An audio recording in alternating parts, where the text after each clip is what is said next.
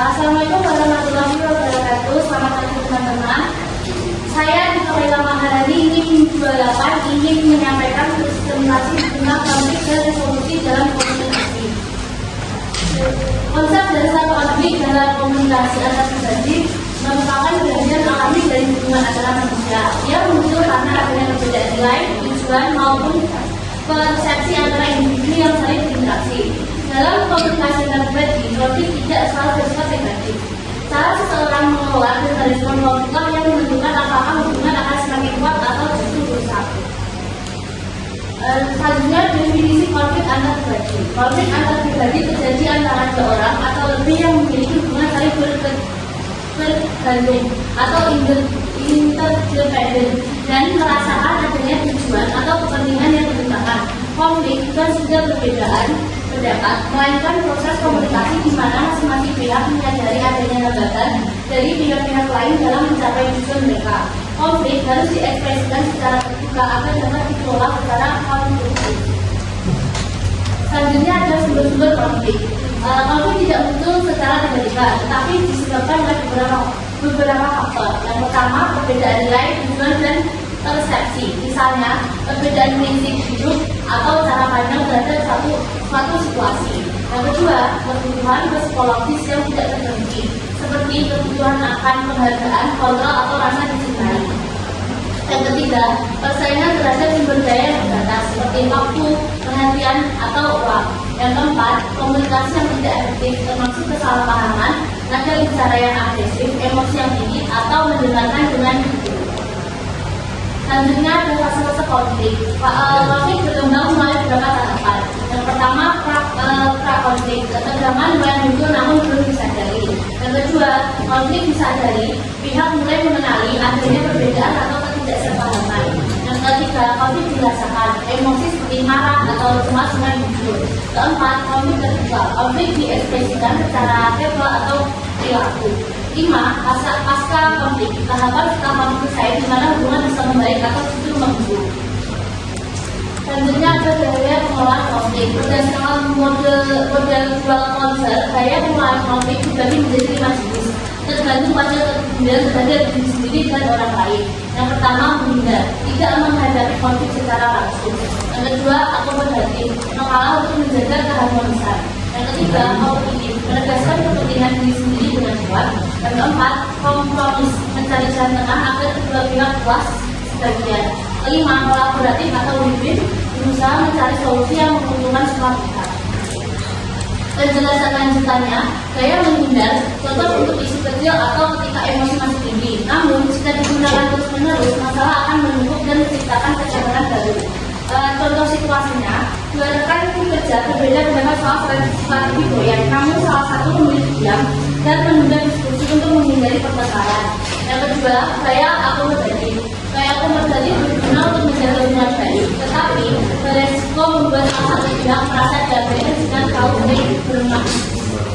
sering mengalah. Contoh situasinya, seorang anggota tim mengalah mengenai desain final atau desain akhir demi menghindari konflik besar dan menjaga hubungan baik. Yang ketiga, ada gaya kompetitif. Kompetitif efektif dalam situasi darurat atau ketika keputusan harus cepat, tetapi berpotensi merusak hubungan karena sifatnya mengalah. Contoh situasinya, ketua panitia memutuskan vendor tertentu karena alasan keamanan, meskipun beberapa anggota ingin alternatif lain. Yang keempat, ada gaya kompromis. Gaya kompromis, kedua pihak sama-sama beri dan menerima sebagian. Meskipun ada secara prosedural, sering sekali tidak menyelesaikan akar masalah. Contoh situasinya, dua orang ingin jadwal yang berbeda. Mereka sepakat menggunakan waktu yang berbeda di tengah-tengah preferensi masing-masing. Yang terakhir ada gaya kolaboratif atau win-win. Gaya kolaboratif merupakan bentuk pengelolaan konflik paling ideal. Ciri-cirinya fokus pada kepentingan bukan posisi. Yang kedua, komunikasi terbuka dan adaptif. Yang ketiga, mendengarkan secara empatik. Dan terakhir, menghasilkan solusi kreatif yang memuaskan semua pihak. Dengan kolaboratif, konflik dipandang sebagai masalah yang bersama yang harus dipecahkan, bukan sebagai pertarungan untuk dimenangkan. Contoh situasinya, tim proyek melakukan brainstorming untuk menggabungkan berbagai ide sehingga semua pihak merasa berguna. Selanjutnya ada strategi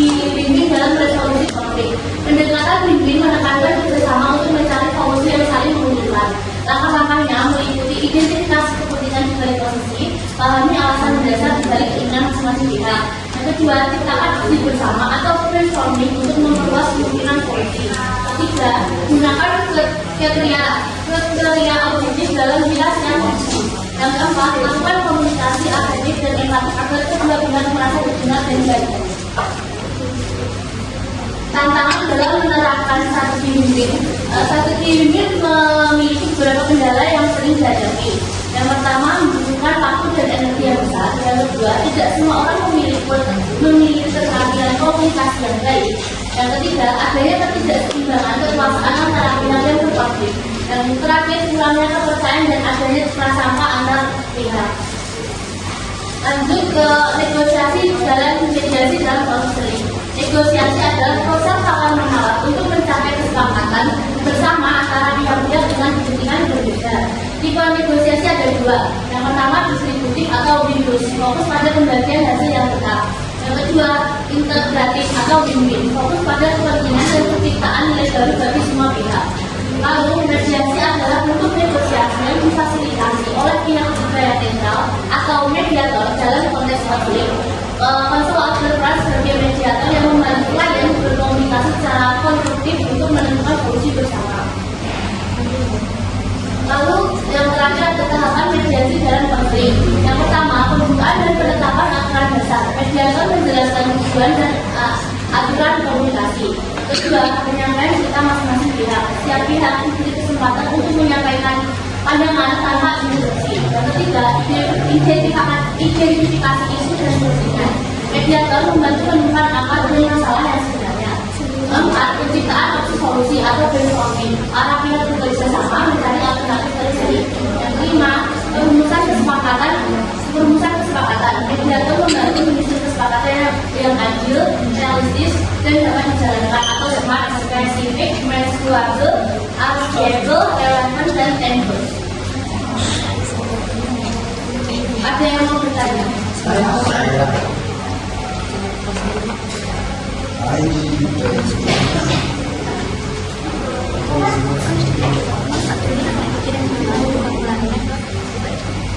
Ya, siapa? Namanya Muhammad Iqbal 21 dan 3 nih. Pertanyaannya,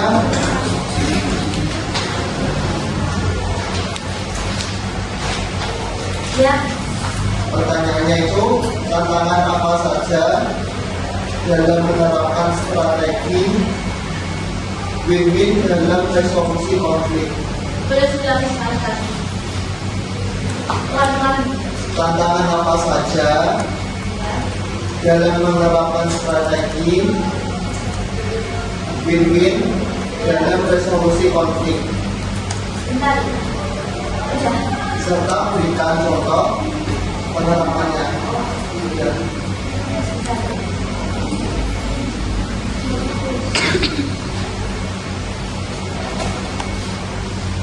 Baik, saya akan menjawab dari pertanyaan Anda. Tantangan apa saja dalam menerapkan strategi win-win dalam resolusi konflik serta berikan contoh penerapannya? Ya. Ada beberapa tantangan dalam menerapkan strategi win-win spesifik, mensuable, achievable, relevan, dan tangible. Ada yang mau bertanya? Saya.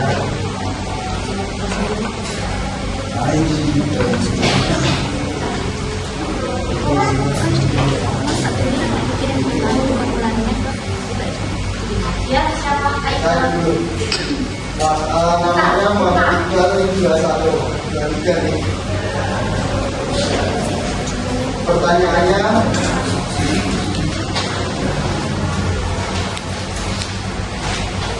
ya. Pertanyaannya itu tantangan apa saja dalam menerapkan strategi win-win dalam resolusi konflik. Boleh diulangi sekali lagi. Pelan-pelan. Tantangan apa saja dalam menerapkan strategi win-win dalam resolusi konflik. Bentar. Udah. Serta berikan contoh penerapannya. Ya.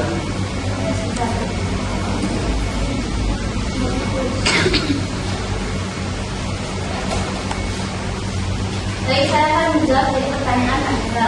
Tantangan apa saja dalam menerapkan strategi bimbing dalam resolusi konflik serta berkas untuk penerapannya? Ya. Ada beberapa tantangan dalam menerapkan strategi bimbing. Seperti kurangnya kemampuan mendengarkan dan berbicara dengan tegas, ketidakseimbangan dalam kiriman kekuasaan, seperti antara senior dan junior, serta kurangnya rasa percaya antara pihak yang bisa menghalangi kerjasama. Contoh nyata yang perkuliahan adalah ketika kelompok ini memakai ruang diskusi bersama, alih-alih saling bertengkar, mereka berdiskusi untuk mengetahui kebutuhan masing-masing. Kelompok A membutuhkan ruang untuk merekam presentasi, kelompok B butuh ruang untuk diskusi mendalam. Kemudian mereka mencari solusi bersama seperti membagi waktu penggunaan ruang, menggunakan tempat lain untuk pekerjaan anggota, atau memindahkan salah satu aktivitas ke perpustakaan. Dengan cara ini, kedua kelompok tetap bisa mencapai tujuan mereka tanpa merugikan pihak lain. Apakah kurang jelas? Jelas. Ada yang mau bertanya? Ya. Nama Alfa NIM 15. Pertanyaannya, apa saja teknik komunikasi yang dapat digunakan untuk meredakan konflik dan mencapai solusi yang konstruktif? Bisa diulangi lagi lagi. Apa saja teknik komunikasi yang dapat digunakan untuk meredakan konflik dan mencapai resolusi